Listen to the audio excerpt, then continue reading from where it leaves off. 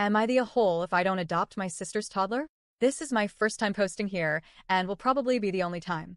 This is a complex situation to say the least, but last August, my 37-year-old baby sister, let's call her Olivia, sent me, my middle sister, Abby, 39, and my dad a group text telling us that she was going through mental health struggles and didn't feel like she could be a mom anymore to her 13-year-old, Kayla, and her almost 2-year-old, Kevin. She basically said that she was giving us the option to take them in before she put them in the system. I was the first one to reply and told her of course we would figure something out and they didn't need to go in the system and of course family would take them in. Long story short, I took in Kayla and Abby took in Kevin. Olivia also has a lot of physical issues going on.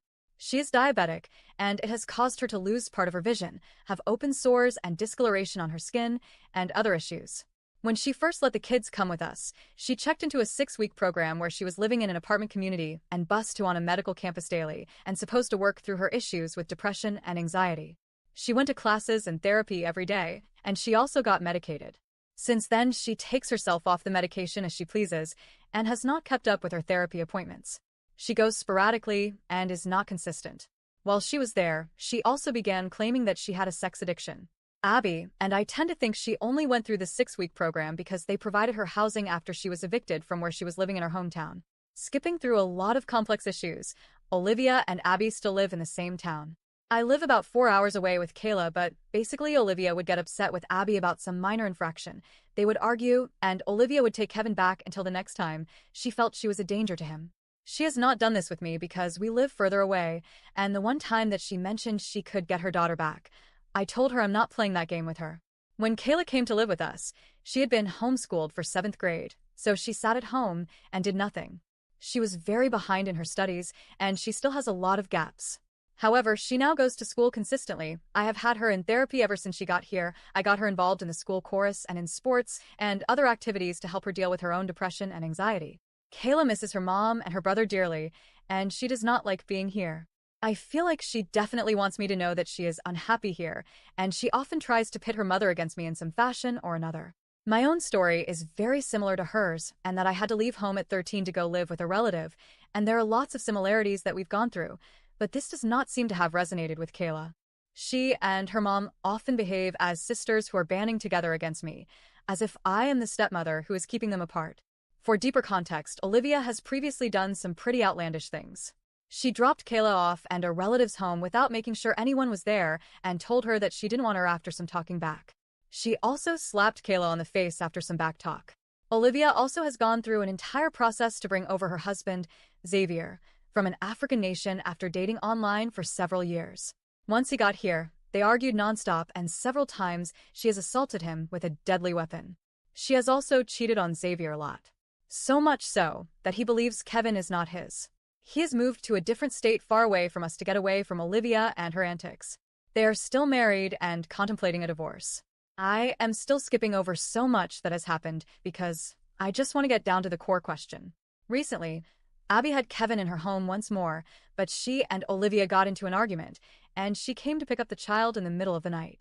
They have since blocked each other and are no longer speaking. Olivia messaged me yesterday and said that she doesn't think she can do it with Kevin anymore and she doesn't have any help and she is probably going to give him to his father. I don't know Xavier as well as I would like, but I know he's not in any position to have custody of a 2-year-old that he barely knows at this point.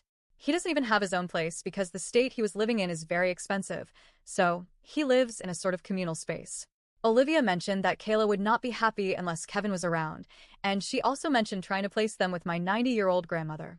I feel like it's sort of a manipulation to get me to offer to take him in as well, because she knows for a fact that I am not willing to have either one of them go to my grandmother's. Here is the issue. I already have 4 kids still living at home. One of them had to give up space in her own room to share with Kayla, whose attitude makes it difficult to be around at times.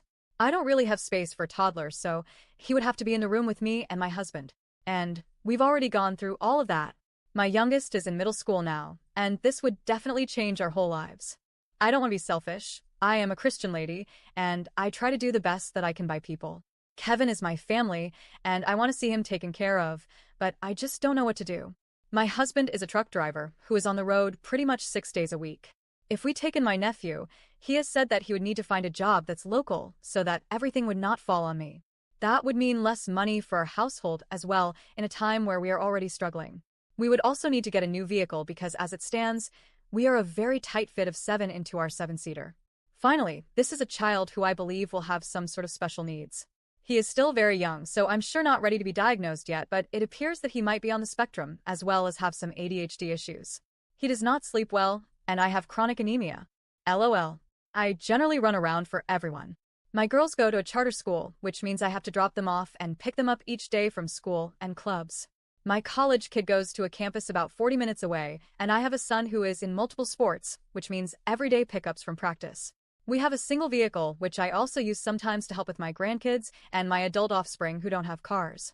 I am up at all hours because one son has to be at work by 4 a.m., another has to be there often at 5 a.m., my husband has to be picked up at 4:30 a.m., the girls have to be at school at 7:55 a.m., and so on. I'm in a metro area, and these are all in different municipalities. Some of this I can probably arrange to get help for, so it's just a matter of digging deep and talking to my church family and close friends. But the bulk of it will still fall on me. I don't know what to do, so if anyone has suggestions, I am definitely all ears. I am considering calling a family meeting with the extended family to see who might be able to help her. I hope I was clear enough, but I'm just trying to see am I the whole if I don't take Kevin in right now. Edited to add. Asterisk my adult kids do drive, but not all of them have cars. They live about 7 minutes away from me and help sometimes with mine that are still at home. Sometimes they use Uber, and sometimes I help with rides. Asterisk Kayla's dad is a drug addict who has recently landed himself in jail, so he can't help right now. Asterisk my kids are not neglected in any of this.